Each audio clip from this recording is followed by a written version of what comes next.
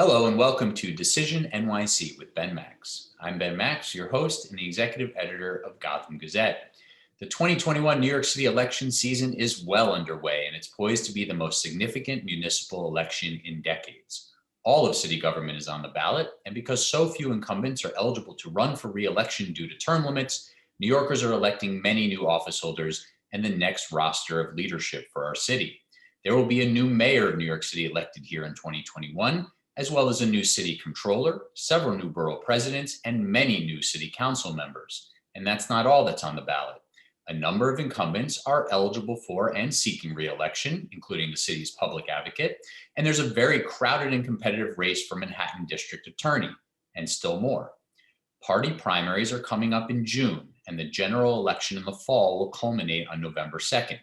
This is the first full set of municipal elections that will feature both early voting as well as the new ranked choice voting system. Now, ranked choice voting only applies to party primaries and special elections, and we explain that in a separate show, so go ahead and find that.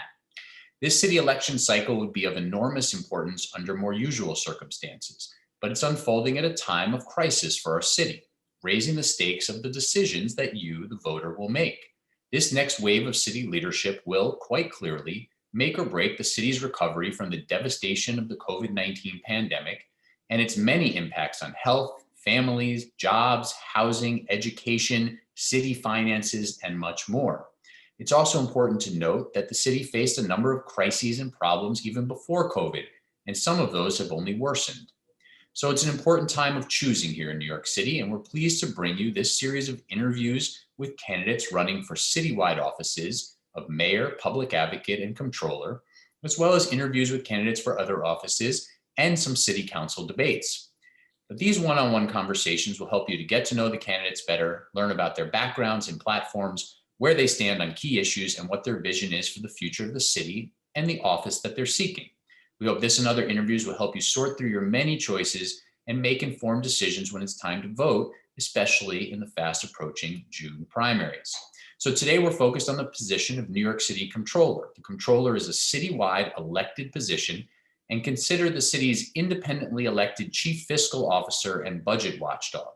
The Comptroller evaluates many city contracts with outside entities, audits city agencies to find waste and inefficiency, makes recommendations and proposals to improve city government as well as other services and entities impacting New Yorkers, and, quite crucially, the Comptroller is fiduciary to the city's 5 public pension funds totaling approximately $240 billion in assets.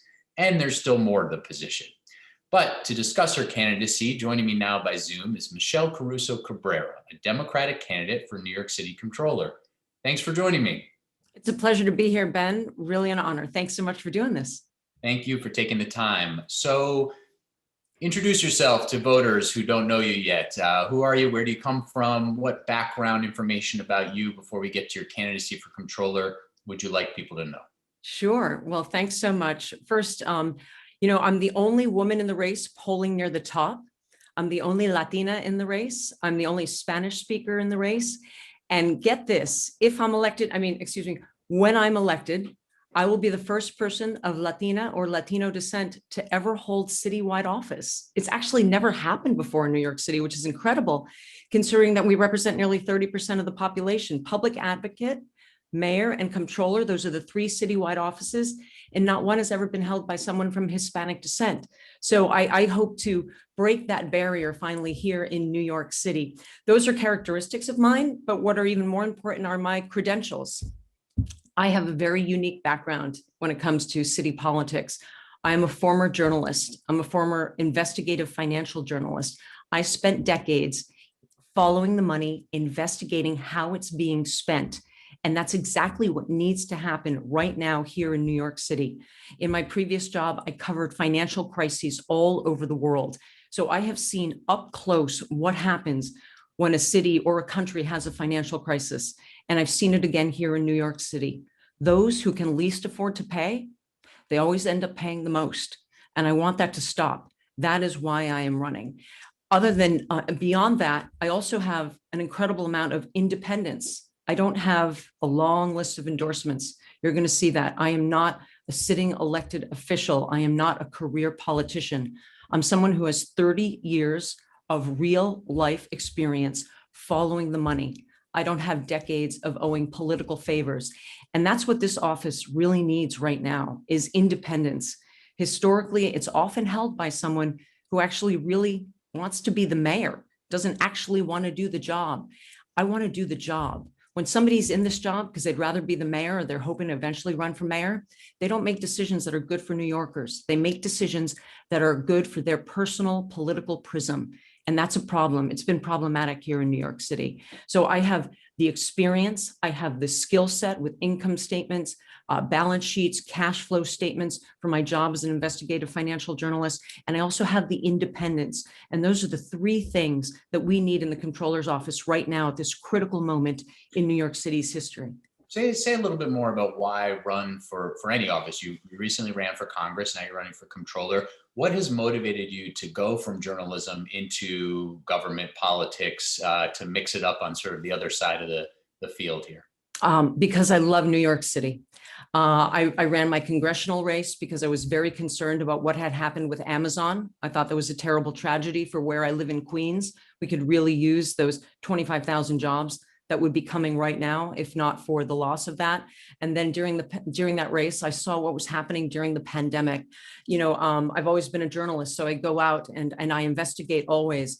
And I saw with my own eyes at the height of the pandemic, near where I live in Queens, hundreds of people lined up in front of Elmhurst Hospital. Elmhurst Hospital is a hospital that serves our neediest, people who don't have insurance. And there were hundreds of people in line, desperate for care.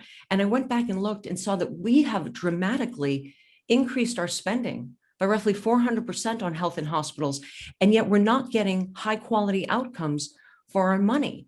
And so that's a real motivator for me. The budget in the last 7 years, under some of my opponents, for example, like Corey Johnson and Brad Lander, the budget's gone up by $20 billion a year, from $72 billion to $92 billion a year. Next year, it's going to be $98 billion. Even before COVID happened, did the city feel $20 billion a year better to you? I mean, when I talk with New Yorkers from all walks of life, they struggle to identify any increase in services or quality of life that would suggest to them that that money was well spent. I'm not advocating cutting the budget.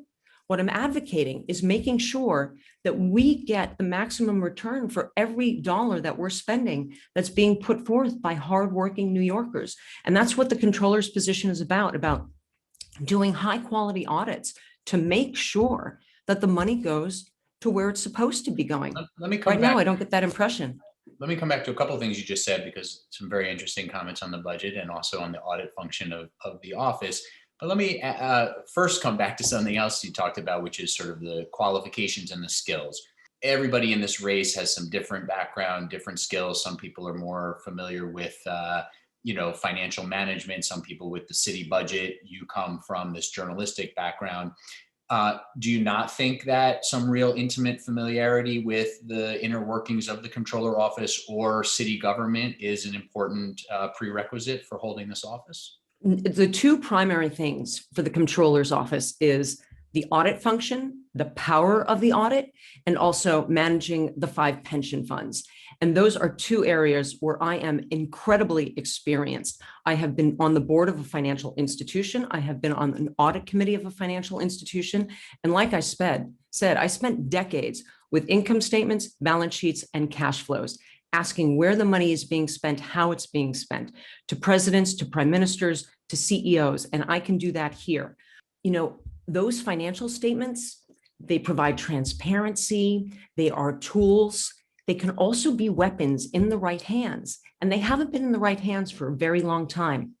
Those skill sets are just as important when it comes to managing the pension funds and understanding where money should be allocated to. They're all related. So I think I have the most experience on those key questions when it comes to what the role of the Comptrollers is to be. And the overarching role as well is to hold the mayor and the city council accountable. And I don't have any vested interests. I come to this with a fresh set of eyes and independence. I don't know anybody, anything. So I can be truly honest, whereas other people in this race probably owe a lot of favors to a lot of people. I don't have to do that. And when you say people owe favors, and what kind of specific relationships are you thinking about there? Well, the way politics, I've seen it now firsthand is that, people who have been in politics for a very long time, they've done favors for people, other people have done favors for them. And so they feel they have to do payback before they actually take the consideration of New Yorkers first. When you see long list of endorsements, that's what you should be thinking about. I'm doing a direct to voter campaign because those New Yorkers are my first concern. That's what I'm about answering directly to voters. Some of the other key parts of what you're getting at there, whether it's the audit function or the pensions, is also about a management job. It's about running an office of hundreds of employees, fairly big office, citywide responsibilities. What kind of management experience do you bring to the role? Yeah, it's $100 million budget and 700 people. No, absolutely. So I was chief international correspondent. I had a staff where I had to manage budgets, directions, make key decisions about what we were going to do, what we were going to spend money on, how we were going to deploy our assets. So I feel very experienced in managing people. And overall, it's also about the tonality and the direction of the office and making sure that we are using the bully pulpit that is the controller's office. One of my key levels of experience, I think, is my ability to tell stories. Ben, you're going to appreciate this. Telling the city's financial story, using my social media platform, which is quite large from my experience in television, and making sure people understand what's at stake. What is the situation with the budget when there are issues that I think need to be brought to light by whatever the city council or the mayor is doing, making sure that I can get that message out. I can do that better than anybody else in this race because that's what I've done all my life. Yeah, let's talk a little bit more about that, because this is one of the interesting parts of the controller's office that I find particularly fascinating, because we haven't, as you got at, often the people holding the controller's office are looking to run for mayor. Yep. Or they've already looked to run for mayor before they wind up running for controller. Two people in my race have done that. Yes. So we often see folks, though, it sort of works in a couple different directions. We often see folks in the position who, they don't lack for aggressiveness, right? They're looking to build that platform to then eventually seek higher office. And while we could point to some problems with that, it may have some benefits for the public too, in that people aren't just sitting in the controller's office and, kicking their feet up. They're looking to be aggressive. Yet we see at times the controller puts out audits. It has sort of a big impact in the public narrative. It gets the mayoral administration to do something or the city council to hold a hearing. How do you really make that work better? How do you turn the controller's audits and other investigations plus the bully pulpit into something that really makes for more change? Yeah, they all work together. All those three things you highlighted have to work together, and being good at every single skill set that you just talked about is what really makes the office powerful. Absolutely. The way I think about my relationship with the future city council and the mayor and the future mayor is that when they are doing the things that I think are right to help make sure we have a recovery for New York City that leaves no one behind, which is about bringing back jobs, helping small businesses, making sure we bring investment back to New York. So that way we have the vibrancy and the resources that we need to help the most needy. When they are doing those things, I'm going to be an asset, an ally, and a cheerleader. When they are doing things that don't lead to those very important outcomes, bringing back jobs, helping small businesses, and attracting investment back to New York, I am going to be an antagonist, and I will use all the platforms that I have and that I know how to use very, very well, better than any of my opponents in this race, to make sure that story gets told and that New Yorkers are aware of what's going on so they can help me hold the mayor and the city council accountable. And can you do that as something of a lone actor, or at that point, would you also need to sort of build coalition? You talk about your independence. I think people can, again, see some of the real advantages to that. But also, these jobs are political, both as you're trying to attain them, but also once you're in them, there are political aspects to it where you need to build coalitions, or you need to, figure out ways to apply some real public pressure. Is that something you'll be able to do if you go into the office sort of unencumbered by some of those attachments? Yeah, so that's a great point. I think that this is an all hands on deck moment for New York City. And this is about a time for not being divisive, but bringing people together, being incredibly inclusive, bringing all voices to the table. So yes, building coalitions is extremely important. Getting buy-in from everyone to make sure that we are all on the same path and working together and rowing towards the same point. Yes, that's got to be absolutely one of the goals, because you can't, if you're just a lone voice and people aren't, interested in helping you achieve those outcomes, you're not going to be successful. So yes, absolutely. I'm already within my campaign. I'm very focused on inclusiveness when it comes to everyone that I'm reaching out to. And I think, by the way, it's important for all of city government to be reflective of the entire city. I mean, that's why I talk so much about being, the only woman polling near the top, the only Latina, the only Spanish speaker in the race, because I think city government should be reflective of the people who live in the city. And I want to help the Latin voice come forward, and I want to help every voice here. So yes, building coalitions is extremely important, and that's how you actually get things done. What would it mean to have a Latino voice in the comptroller's office? How does that change your approach, or anybody's approach to running this office? What does that look like in sort of more practical terms? When I was little, Ben, my mom said, "You should be a TV reporter." And I said, "There are no girls on TV." It was almost all men, except for maybe Andrea Mitchell, right? So there is, symbolism matters. And so when a third of the city can see that they have a representative in the highest levels of government, it is meaningful to nuestra gente, if I could say. So, that's super important for young children who can say, look, there's someone like me. It's also to show that, there are high quality and highly competent people of all races, of all genders, that can do this job. And, I hope you don't mind me saying that I think, as a Latina woman, which is redundant, in a newsroom, in a competitive newsroom, I've had to be better than a lot of the other guys to get ahead. I don't mind at all. I don't doubt you at all.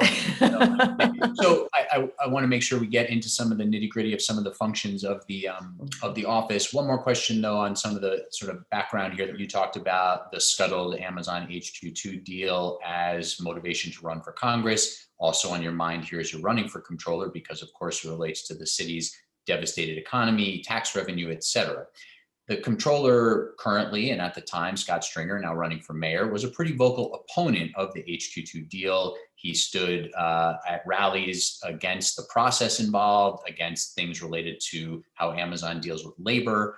How would you have approached it differently in terms of trying to make sure a deal that you supported got the public support it needed, the political support it needed to stick around and make it to the finish line and be happening right now?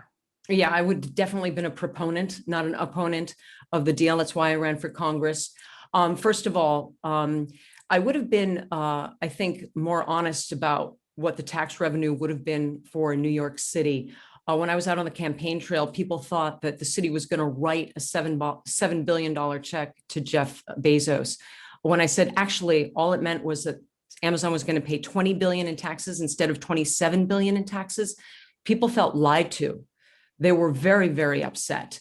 There are absolutely issues with Amazon, but having them here is how you could make a difference. You could actually affect change when they're in the neighborhood and you have leverage. They're gone, you can't do anything. So yeah, there are definitely labor concerns with Amazon, but the way to deal with that is to make sure you have them here. And that's how you can actually make some changes into some of their attitudes towards labor, which, by the way, I don't agree with. Right, and that was the position of some labor unions. Some were completely opposed, but others, like 32BJ, had that mindset. They wanted Amazon to come, yeah. So a lot more we could discuss there, but we can't because of timer. So let's get back to this audit function of the office. How do you do that differently than how it's been done, either under Comptroller Stringer or under past controllers? What does that look like? Are there ways that you would change the approach? Some of the ways that the calendar works around that, some of the follow-up, any specific city agencies that you really want to focus in on? How would you approach that vital function? So there are three different kinds of audits that you can do. You can do your standard audit, you can do a forensic audit, you can do a performance audit. And I want to be more aggressive on all audits because I think that there's a lot of low hanging fruit out there where we can be more efficient. What agencies would I like to audit? Health and hospitals. I told you about seeing hundreds of people in line in front of Elmhurst Hospital. How can we help health and hospitals do a better job and have better outcomes? I want to be a partner with them to get more out of the spending, because if we have better outcomes, fewer people will die. I mean, it's that critical.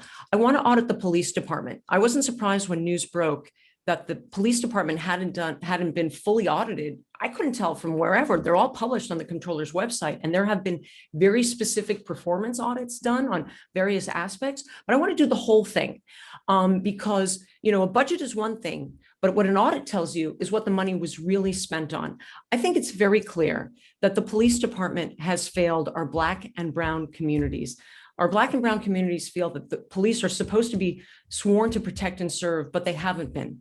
And we need to get to the bottom of that and solve that high level of distrust. So what I would do with an audit, what can the controller do about that? What have we spent the money on? Are we spending it on over-policing certain areas? Can we reallocate some of that money to building trust between police officers and the community, making sure that we get more police officers from the community to actually police the community so we can have better relations?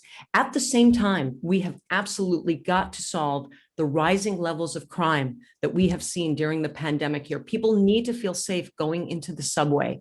The subway is the lifeblood of the city. It's how our workers get around. And if people are nervous about that, it is incredibly problematic. We need to solve both of those problems. I think we can do both of those, and a high quality audit can help the police department and our communities figure out those really important questions. The Department of Education is another area where I would look at, because I was very disappointed to see Richard Carranza say the day that he was leaving that he did not know where he was going. And yet just a few weeks later, suddenly he has a very lucrative position at an ed tech company that had a very lucrative contract with the city. Now, they tell us that he had recused himself from those contract negotiations. Well, why would he recuse himself if he didn't know where he was going? I would like to get to the bottom of that and figure out what's going on there. So those are the three places where I would start. You mentioned the growth of the city budget over the last number of years. Obviously, this is the 8th year of the de Blasio administration. The city budget, of course, has grown. There have been some blips because of major crises where it's receded, but obviously it's grown exponentially over the years, significantly under Mayor de Blasio and the two city council classes that he's worked with. A lot of that growth has been in personnel, in expansion of the Department of Education to early childhood education, but virtually every agency has grown significantly. What's wrong there? What's off? Is it that everybody in the city council and the mayor's office just likes to keep spending because they get to then report back to their districts and their constituents that they're bringing more services and there's more jobs and such? Or is there something more sort of fundamentally off with the way the city does budgeting and not putting enough aside for savings? What's sort of fundamentally the problem there? So first, as I said earlier, and as you've highlighted, the budget has gone up dramatically by $20 billion per year from when Bill de Blasio and Corey Johnson and Brad Lander started in their city council seats, right? The budget's gone up dramatically, and yet New Yorkers don't seem to see it. We don't see it in the subways. We don't see it in the streets. We don't see it. So there's a lot of low-hanging fruit to figure out, why are we spending so much and getting so little for it? Now, here's what's really important. The city has to, by law, balance its budget on a quarterly basis. So the reason we've had those big increases in spending is because we've had a boom that's brought in a lot of tax revenue.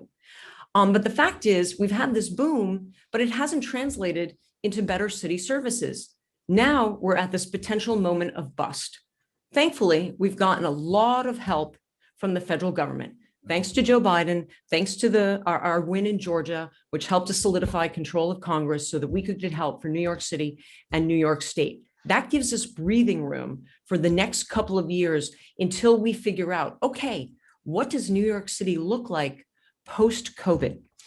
I want a recovery for New York that is equitable, just, inclusive, that leaves no one behind. And that means bringing back jobs, helping small businesses, and bringing investment back to New York.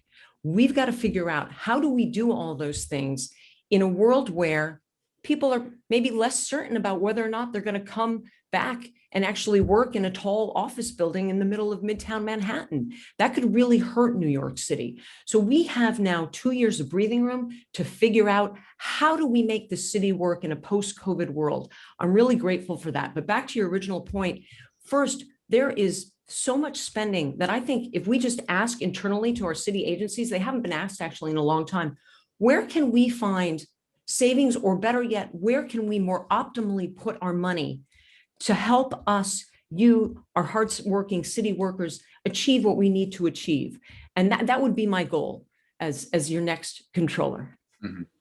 And let's talk about the pension funds. So we make sure to talk about that a little bit in due time here, and we'll see if we can come back to city budgeting in our last minute or two. But how would you approach, if at all differently, that responsibility to be a fiduciary to the public pension funds? Sometimes folks don't realize that, the city controller doesn't just get to make all the decisions. There's the boards for these funds. It's different than the New York State controller, for example, but you still have a lot of say. You have analysts that work for you as the controller. Are there ways that you would approach it differently?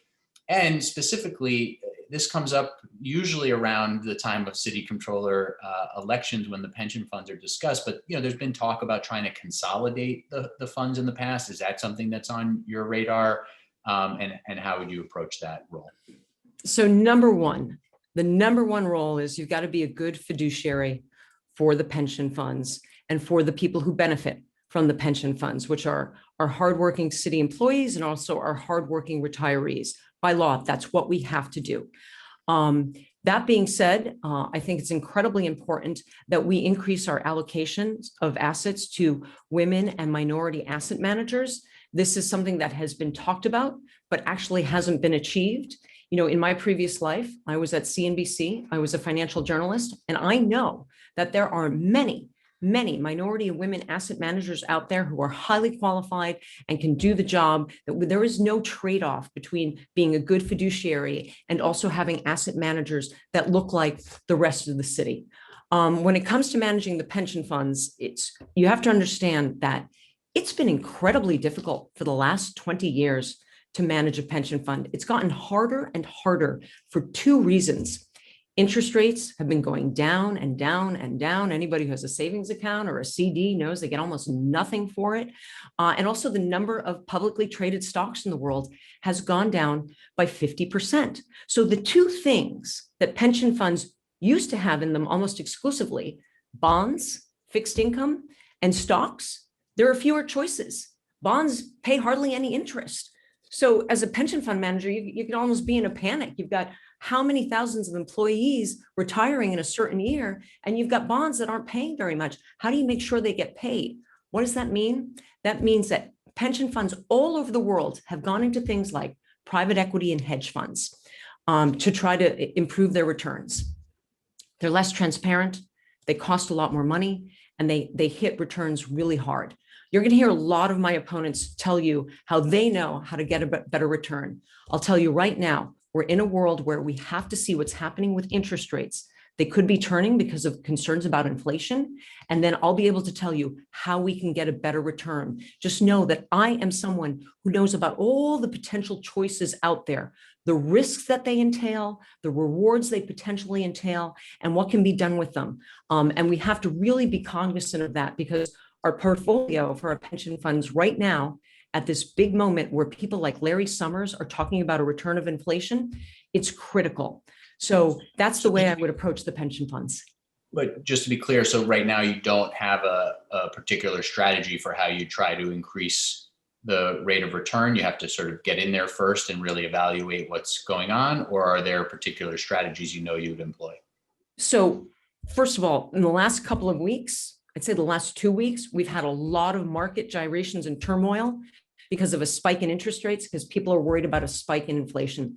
That has a huge impact on the issue of duration in a bond portfolio. That's the first thing I want to look at. How much exposure does the portfolio have to a rise in interest rates.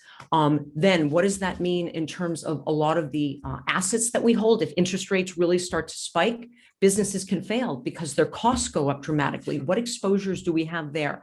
I absolutely have a strategy, but you have to know what the macro environment is to be able to execute on that strategy. And very quickly on this before we have to wrap, what do you think about this sort of trend of activist investment through the pension funds, the divestment from fossil fuel companies and such? What's your philosophy there? I am a proponent of what 3 of the pension funds did by divesting from fossil fuels. I thought it was actually very forward-looking, and I wouldn't be surprised if the other 2 eventually go along with it. When you see auto companies saying that, within the decade, they're not going to be producing cars that run on fuel, I think that's a good thing to have done. I would say that there was a time where maybe you were worried about a trade-off between ESG and financial performance, environmental, social, and governance. But now almost all of corporate America and companies around the world are very concerned about climate. They're very concerned about something else I would also advocate for example, is making sure that the companies we invest in are not using indentured servitude, the equivalent there of modern day slavery is the way they refer to it in Europe, within their supply chains.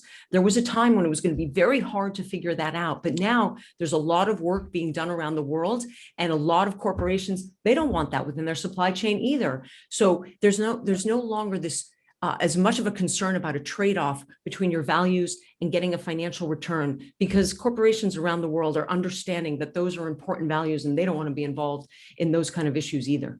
All right, we're going to have to leave it there. Michelle Caruso-Cabrera is a Democrat running for New York City Comptroller. Thank you for taking the time. It was a pleasure, Ben. Thank you so much. Please vote June 22nd. Thank you. And thank you for watching Decision NYC with Ben Max. Key decisions for New York City voters are coming up in the June primaries and the fall general election. There's a lot on the line for all of us in the future of New York City. I hope this conversation and others are helpful to you as you get ready to vote. I'm Ben Max. See you next time.